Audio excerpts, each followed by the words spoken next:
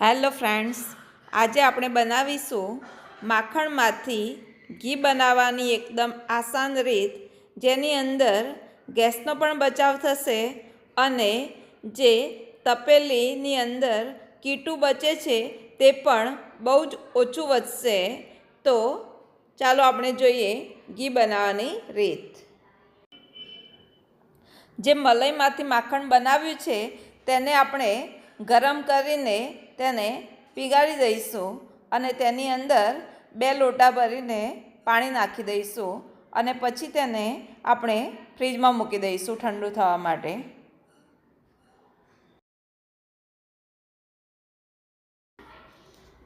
હવે ફ્રીજમાંથી તપેલી બહાર કાઢી અને જારાની મદદથી જે ઉપર કઠણ થયેલો ભાગ છે તેને આપણે અલગ તપેલીમાં બહાર કાઢી દઈશું અને તેને ફરીથી આપણે ગરમ કરી દઈશું.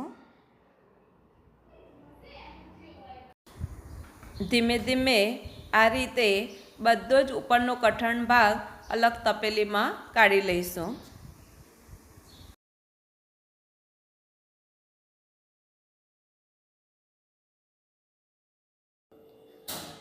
હવે તેને ફરીથી ગરમ કરી અને તેની અંદર 1 લોટો ભરીને આપણે પાણી નાખીશું અને ફરીથી ફ્રીજની અંદર ઠંડુ થવા મૂકીશું.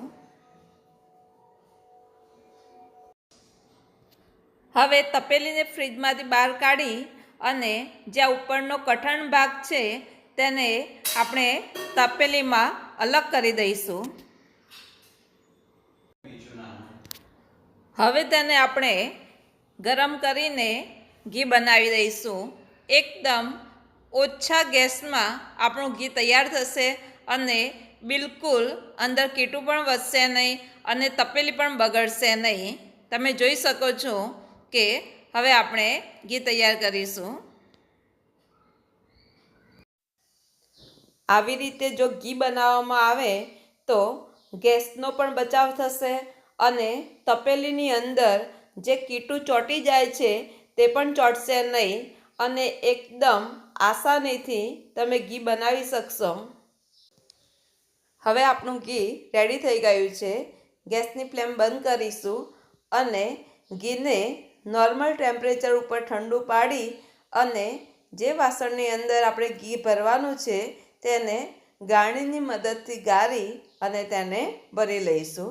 જો તમે જોઈ શકો છો કે નીચે કીટું એકદમ બહુ જ ઓછું બચેલું છે. તપેલી પણ એકદમ સ્વચ્છ છે. જો તમે જોઈ શકો છો કે એકદમ સરસ મજાનું આપણું ઘી રેડી થઈ ગયું છે અને ઓછા ગેસમાં આપણું ઘી તૈયાર થયું છે કે ગેસનો બિલકુલ બગાડ થયો નથી અને જે તપેલીની અંદર કીટું પણ બહુ જ ઓછું તમે જોઈ શકો છો અને તપેલી પણ એકદમ ક્લીન છે, સહેજ પણ ચોંટેલી નથી.